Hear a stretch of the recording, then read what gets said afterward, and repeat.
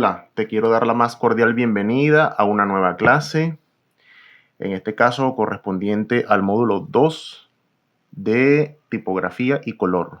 Quien te habla es tu profesor Daniel Nava de la Academia de Diseño Nava. En esta oportunidad, como próximo proyecto, vamos a elaborar un póster tipográfico y la tipografía como un elemento expresivo aplicada, en este caso, al póster. Sin más presentación, comencemos. Te quiero colocar en contexto primero para que tú entiendas de dónde sale esta iniciativa. Importante entender que a principios del siglo XX nacieron las vanguardias del arte y con ello lo que se considera el arte moderno. Hay algunas que son muy conocidas como el cubismo, el surrealismo, el expresionismo y muchas otras. Yo quiero enfocarme en esta clase con la vanguardia del futurismo, porque considero que como vanguardia artística dio un impulso importante al diseño en relación a la estética de la tipografía. Y sí considero que fue un movimiento importante desde el punto de vista artístico, aunque no tan conocido como otros que ya he mencionado.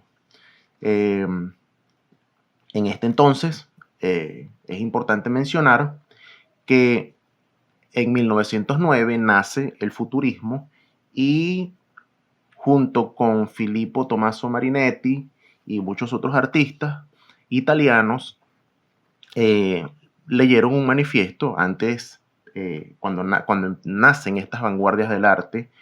Muchos de estos artistas acostumbraban a leer un manifiesto donde explican los propósitos y el porqué y el para qué del nacimiento de una vanguardia artística. En este caso se valían de los recursos publicitarios de la época, bien sea la prensa o la radio, y carteles y cosas por el estilo, para dar a conocer un nuevo movimiento artístico o el nacimiento de un nuevo movimiento. No es hasta 1912 que Filippo Tommaso Marinetti publica un poemario llamado Palabras en Libertad, donde él considera que la poesía estaba cargada de una explosiva, digamos, emoción, donde la tipografía jugaba un papel importantísimo en el poemario en sí. Y vamos a encontrar en el futurismo que los poetas al fin se libran de la esclavitud gramatical que ellos decían, ¿no? Ellos decían que los artistas estaban sometidos pues a una serie de rigurosas normas, en este caso los escritores, que ellos debían entonces librarse de esa rigurosidad. En todo caso, nos encontramos con esta imagen, con la portada del poemario de Palabras en Libertad, donde Marinetti, con este juego tipográfico, brinda un nuevo estilo o una nueva forma de leer la poesía y una forma también de expresarla. Una de las cosas que promovían los futuristas como características de este movimiento era el tema de la velocidad, el tema de la importancia o de más bien la renovación del ser humano en función a el nacimiento de la época industrial, ¿no? En este caso, la aparición de los aviones, la aparición de los vehículos, el mundo moderno, es decir, los cambios culturales que se estaban dando en Europa y en el resto del mundo tenían que ir de la mano con el arte, ¿no? Entonces muchas de estas poesías, muchos de estos escritos que promovían estos artistas tenían que ver con sonidos, como tú los ves allí, con expresiones y prácticamente eran unas onomatopeyas, ¿no? Plasmadas en un formato gráfico. Aquí en esta diapositiva te estoy mostrando, ¿verdad?, cómo era internamente este poemario, donde en unas páginas internas, como tú las ves acá en la parte izquierda, podían desplegarse incluso algunas páginas y poder observar, ¿no?, la composición tipográfica que promovían estos artistas.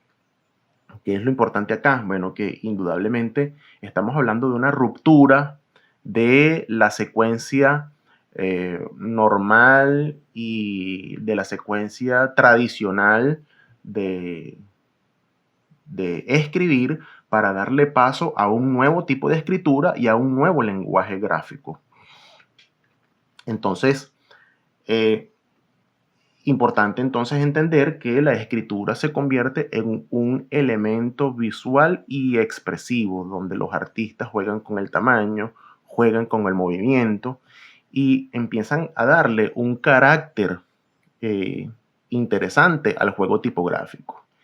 Y me parece que desde el punto de vista histórico es bueno entender este tipo de cosas, porque todo esto le va a dar pie a lo que nosotros entendemos como diseño gráfico moderno, y parte de nuestro próximo ejercicio va a tener muchísima relación con esto que estamos viendo.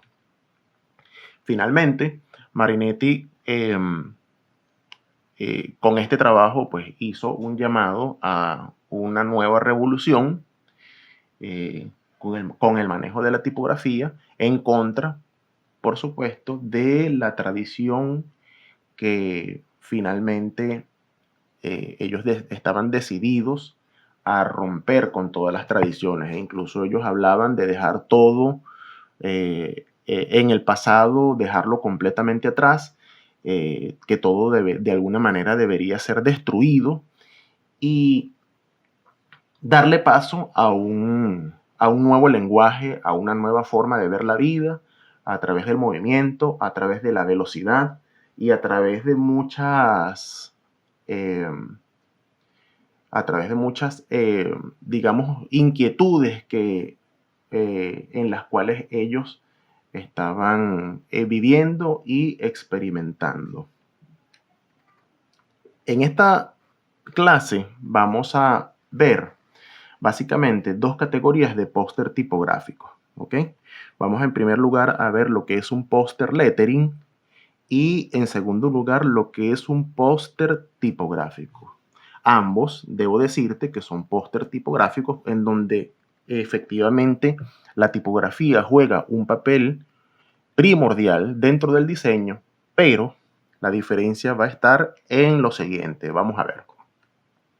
Cuando hablamos de un póster lettering, ¿qué tenemos que tomar en consideración? Bueno, tenemos que hablar de tipografías creadas por el diseñador, con un propósito, indudablemente. Todo lo que nosotros, lo que un diseñador debe crear, tiene que tener sin duda un propósito. En este caso te estoy mostrando un póster que diseñé hace ya algunos años, en el 2016, donde me tomé la libertad de diseñar estas tipografías. Vamos a contarlas: 1, 2, 3, 4, 5, 6, 7, 8 tipografías exclusivamente para este póster. Esta es una tipografía que no existe.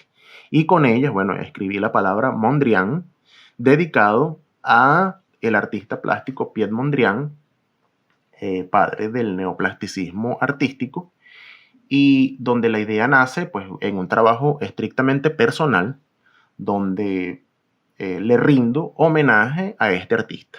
Simplemente ese era el propósito del diseño. No estaba dirigido ni a un cliente, no estaba dirigido, digamos, a un propósito comercial. Simplemente fue un trabajo artístico que quise hacer y, bueno, pertenece de alguna manera a mi colección personal de diseños.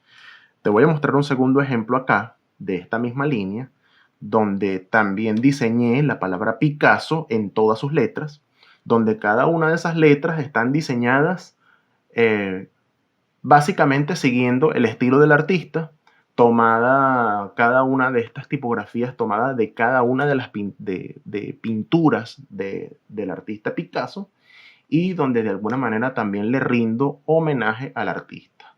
Lo que quiero decirte con esto es que el poster lettering muchas veces va a estar restringido a tener un propósito, digamos, estricto al póster o a cualquier diseño en el cual tú vayas a colocar estas tipografías que diseñaste para ese motivo.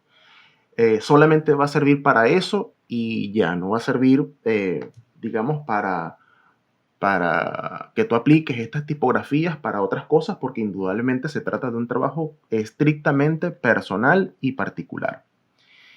Y lo mismo va a pasar con este póster dedicado a Cruz 10, donde prácticamente pues, las tipografías son diseñadas únicamente con el propósito para aplicarlo en este póster, donde las tipografías están diseñadas con un estilo cinético, con estos atravesados que caracterizan a la obra plástica de Carlos Cruz 10. Y lo mismo va a pasar con este artista popular latinoamericano llamado Feliciano Carballo, donde las tipografías guardan muchísima relación con el estilo artístico del artista, ¿no? Estas curvas, estos remates en hojas, estos elementos que forman parte de la tradición popular venezolana, y son tipografías solamente diseñadas para el diseño de este póster y para más nada prácticamente, ¿no? Entonces, es un trabajo, vuelvo y repito, personal, donde le rindo homenaje a estos artistas. Entonces vamos a ver la gran diferencia entre la otra categoría de póster. Vamos a ver acá. ¿Qué podemos encontrar en el póster tipográfico? Bueno, que tú debes seleccionar una tipografía que encuentres en Illustrator que ya exista, ¿no? Y con esta debes elaborar el diseño del póster, ¿ok? Entonces, no se trata de un póster comunicativo o informativo, porque ciertamente, como te podrás dar cuenta en el ejemplo que tienes a tu izquierda, es un póster que no tiene ninguna información, ¿sí? Sino que a través del diseño de ese póster tenemos que hablar de la dimensión estética y expresiva de la tipografía. Es decir, con este póster tú vas a reflejar de alguna manera a la tipografía como un elemento estético y expresivo. Y el diseñador debe tomar en cuenta los criterios de la composición gráfica. Es decir, bueno, lo que ya hemos hablado en distintas oportunidades. Tenemos que incorporar sangrados, ¿verdad? Que los elementos sangren, que se sientan cómodamente en ese formato de trabajo, donde exista un equilibrio del color, ¿sí? Y donde estos elementos empiecen a funcionar de una manera que ellos se sientan en armonía, ¿no? Donde hayan elementos adicionales como estas inclinaciones, estos cuadros, estas líneas, todo eso es válido. Y debes tomar en cuenta que la tipografía, como lo vimos en el anterior tema del desplegable, no es un elemento solamente comunicativo, sino también un elemento expresivo. Y en este caso, ¿verdad? Vamos a seguir abordando el tema de la expresividad de la tipografía, pero en este caso aplicada al póster. Entonces, esta finalmente va a ser nuestra tarea. Vuelvo y repito, vas a escoger una tipografía que te llame la atención, que te guste, ¿ok? Y debo decirte que en Trello yo tengo una sección donde puedes descargar cualquiera de esas tipografías que tienes allí, que también son de un uso bastante frecuente dentro del diseño, y para esta actividad te debe servir. Debo recordarte que para este póster no utilices tipografías script, porque realmente no te van a servir, sino que simplemente utiliza preferiblemente tipografías que sean palo seco o tipografías que tengan serif en cualquiera de sus categorías. Vamos a continuar. Te voy a mostrar entonces en esta próxima sección algunos ejemplos de póster que hemos realizado en las distintas oportunidades dentro de la academia. Fíjate acá. Acuérdate que cuando tú diseñas un póster o haces cualquier diseño, indudablemente tienes que plantearte situaciones, y es lo que siempre te he dicho a lo largo de este diplomado. Es importante que tú te plantees situaciones donde que tú primero pienses en la idea de qué quisieras tú que hicieran esos elementos, ¿no? En este caso, estos elementos, que en este caso vendrían siendo las tipografías, ellas forman, en el caso puntual de este ejemplo, forman una cadena con que ellas se vayan tocando, ¿sí? Y vayan formando una especie de recorrido. Fíjate, esta S que genera un peso súper interesante dentro de la composición, cómo ella se va enlazando y cómo esta Y se va enlazando con el resto de las tipografías y va formando ese discurso, ¿no? Y va formando ese ritmo dentro de los elementos. Y cuando estas tipografías se unen, ¿verdad? Forma una especie de transparencia, ¿no? Entre la fusión, fíjate qué interesante esto, ¿no? Como el verde con el amarillo, ¿verdad?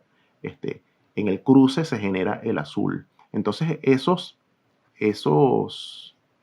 discursos son interesantes. Y fíjate aquí la S en amarillo cuando se une con la T en magenta, entonces encontramos el naranja, ¿no? Lo interesante de esto, además de la composición, son los pesos visuales. Fíjate esta Y que se recuesta acá y pareciera que estuviese durmiendo dentro de la composición, hace un peso interesante dentro de la composición y no se ve como un elemento aislado, sino que hay otros elementos en negro que hacen que se genere entonces el equilibrio cromático. ¿Qué es lo otro interesante acá? Bueno, los elementos que acompañan la tipografía, estas líneas que van a funcionar como una especie de recorrido o de soporte de la tipografía que le da un toque bastante particular a la composición. Y finalmente debo decirte cómo se juega con el vacío aparente, porque estamos hablando de un vacío que tiene bastante color y un color bastante enérgico como el naranja, cómo se juega con el vacío y con el peso. Eso es importante, ¿ok? Tenemos que buscar la manera de que la composición no se vea tan saturada. Tenemos que buscar los equilibrios necesarios para entonces hacer que la composición se vea en armonía. En este segundo ejemplo, podemos ver una tipografía a palo seco, pero lo interesante acá es cómo esta tipografía se va, digamos, acomodando de una manera justificada y prácticamente en horizontal y en vertical, ¿ok? En un texto vertical acá y en un sentido horizontal en muchas oportunidades. Entonces tú puedes jugar con distintas direcciones, ¿ok? Con situaciones inclinadas como lo vemos aquí y con situaciones y direcciones horizontales y verticales. Y lo interesante acá son los remates de las líneas que le dan un complemento interesante a la composición. Y además de eso, incorporamos un elemento adicional que es el fondo. Y en ese fondo incorporamos una imagen, una textura, un elemento que nos va a ayudar a darle un carácter adicional a nuestra composición. ¿Ok? Entonces con esto te estoy diciendo que puedes incorporar en esta composición tipográfica texturas. Atención acá con el tema de las texturas o con el tema de las imágenes que tú vayas a incorporar atrás. Debe ser una textura que no te, digamos que no te acapare el escenario completo de la composición, sino que sea un elemento complementario. Digamos que ese fondo va a estar en un segundo plano, ¿sí? Que juegue un papel importante. Fíjate acá la textura del jean, que aparentemente no tiene nada que ver con la tipografía. De hecho, no tiene nada que ver, sino que simplemente es una textura que le va muy bien a la composición, ¿ok? A pesar de que es un hecho aislado y que pareciera que no tuviese ningún tipo de relación. ¿Ok? Eso también es válido. Tú puedes incorporar una textura de un metal, de una madera, de una tela, ¿no? Y eso le va a dar personalidad y le va a dar, digamos, un toque particular a tu trabajo. Vamos a ver otros ejemplos para que me puedas entender. Fíjate acá, aquí tenemos una composición en horizontal que también es válido. Puedes trabajar un póster vertical o puede ser horizontal, donde efectivamente hay un peso bastante pronunciado en la parte izquierda de la composición, pero a medida que tú vas estableciendo el recorrido, él se va haciendo cada vez más liviano, cada vez más ligero el peso visual de la tipografía, ¿no? Y es un caso similar al caso que vimos al principio, ¿no? Donde esos elementos se van enlazando y se va estableciendo una composición hasta que se realiza este movimiento final en la zona del centro de interés. Importante acá, la compensación de los pesos visuales, ¿no? Este peso bastante audaz en la composición y cómo se compensa con este vacío, ¿sí? Donde este amarillo y este verde son colores que tienen bastante carga de luz dentro de la composición y se compensan con este vacío aparente de un fondo bastante oscuro con unas texturas, ¿no? Entonces fíjate que tú puedes jugar con esos elementos y empezar a darte cuenta que el lleno y el vacío son situaciones válidas dentro de una composición. Y podemos encontrar también tipografías que tienen textura. Esta tiene una textura de madera, esta tiene una textura de cartón, y finalmente en el fondo tienes una textura de algunos grafitis, algunas cosas, algunos metales. Eso es válido dentro de este trabajo que vamos a realizar, ¿no? Indudablemente, no debe tener el fondo un carácter protagónico excesivo dentro de la composición, sino que más bien la tipografía es la que debe tener el protagonismo en este póster tipográfico. Vamos a ver otros ejemplos más. Fíjate acá, en este caso, este póster se hizo con la tipografía Arial, no muy usada en el diseño, pero es una tipografía bastante conocida, ¿no? Lo importante de esto son los equilibrios del peso del negro, cómo este peso se compensa con esta zona acá y cómo finalmente estos elementos, estos tres elementos, 1, 2 y 3, se compensan aquí arriba, ¿no?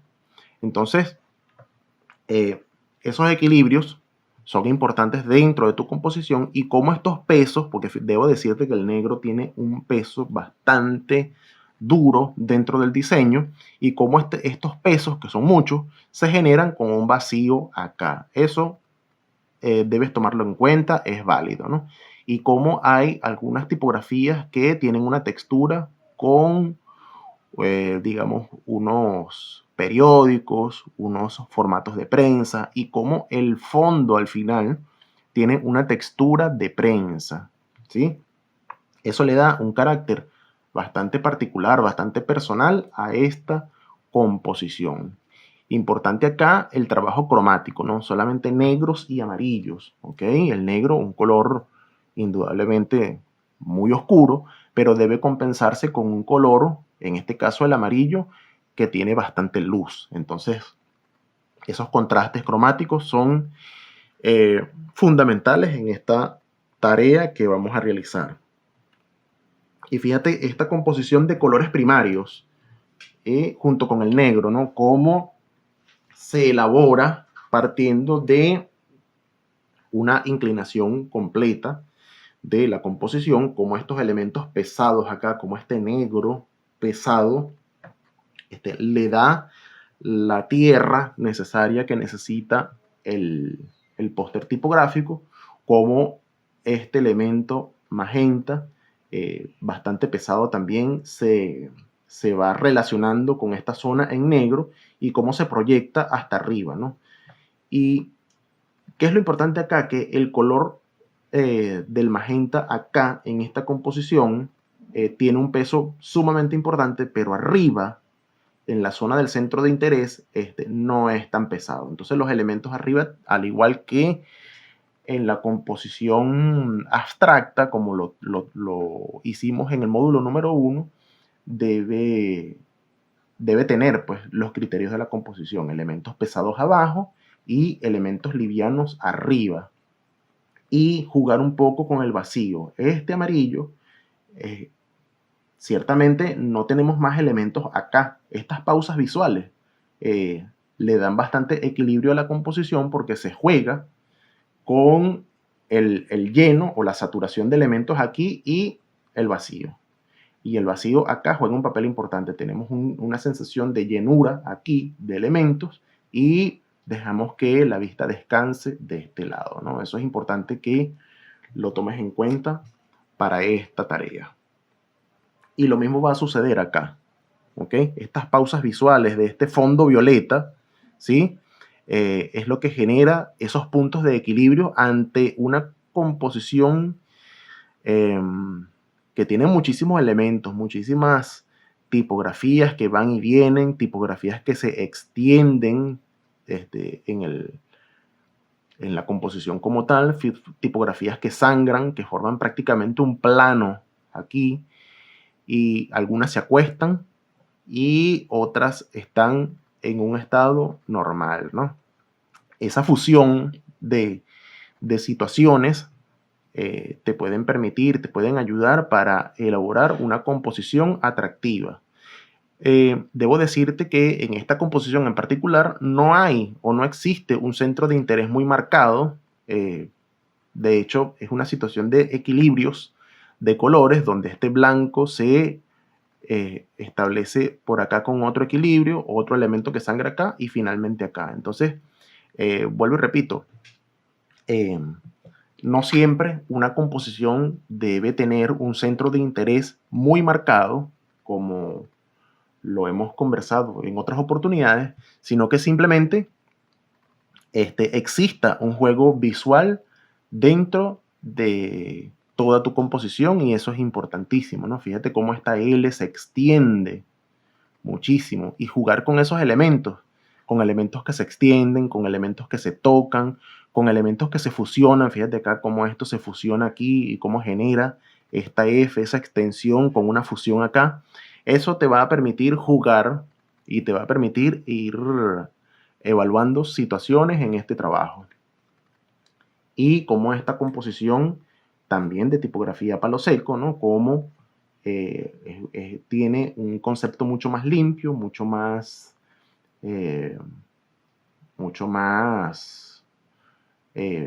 digamos, limpio, sí, sería la palabra, donde se juega con posiciones de esas tipografías desde un punto de vista mucho más formal, ¿sí?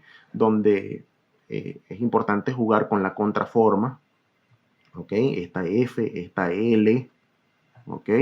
Que se juega con la contraforma K, donde esta Q se superpone sobre este plano blanco, pero como ambos elementos son del mismo color, esta Q tiene un borde acá para que ya esa superposición se vea adecuadamente, como esta R se extiende hasta acá y sangra, y cómo esta E se conecta con este elemento acá, ¿no? Importante en esta composición entender el juego de cada una de esas tipografías y cómo finalmente esta S que está en el fondo, en un outline, ella comienza aquí, sangra, hace la curva, sangra y vuelve a entrar, ¿no? Importante establecer esos recorridos, establecer esos discursos dentro de la composición y cómo hay tipografías que van volteadas, cómo hay tipografías que van en otro sentido, cómo hay tipografías que se van tocando, se van fusionando y se van relacionando unas con otras. Fíjate qué interesante estos pequeños espacios aquí entre el plano y la tipografía, ¿no? Este pequeño espacio aquí, cómo se respeta, ¿sí? E igualmente pasa con la D, este pequeño espacio acá, Eso te va generando un orden dentro de la composición y como este plano tiene este pequeño espacio que va en relación, ¿verdad?, con lo que ya hemos hablado, ¿no? Esos espacios entre un elemento y otro va haciendo que todos esos, digamos, todos esos discursos se vayan entrelazando. Ya para finalizar, vamos a entonces colocarte asignaciones para que puedas subir a tu Trello. Debes realizar 2 composiciones de póster tipográfico, 2 composiciones distintas indudablemente, con 2 fuentes distintas. Y bueno, selecciona una fuente con la que desees elaborar tu diseño. Puede ser una misma fuente para ambos diseños o pueden ser 2 fuentes diferentes, como tú quieras. En este caso me vas a utilizar una armonía cromática libre, ¿ok? Para esto te recomiendo ver la videoclase de psicología del color para que vayas entendiendo cómo funciona las armonías cromáticas a través de la psicología del color. Y un aspecto que es importante es la incorporación de imágenes de fondo o texturas si así lo deseas. No es un requisito obligatorio incorporar imágenes. Tú puedes trabajar perfectamente solamente con colores y planos, pero si deseas incorporar alguna textura, alguna imagen que sea alusiva o que se vea interesante a tu composición tipográfica, bueno, bienvenida sea. Es algo completamente válido. De todas maneras, en la clase práctica yo te voy a dar, digamos, las recomendaciones necesarias para que tú incorpores imágenes, para que tú incorpores filtros, para que incorpores efectos dentro de tu composición tipográfica. Ya con esto entonces llegamos al final de esta clase y nos vemos entonces en una próxima oportunidad. Chao.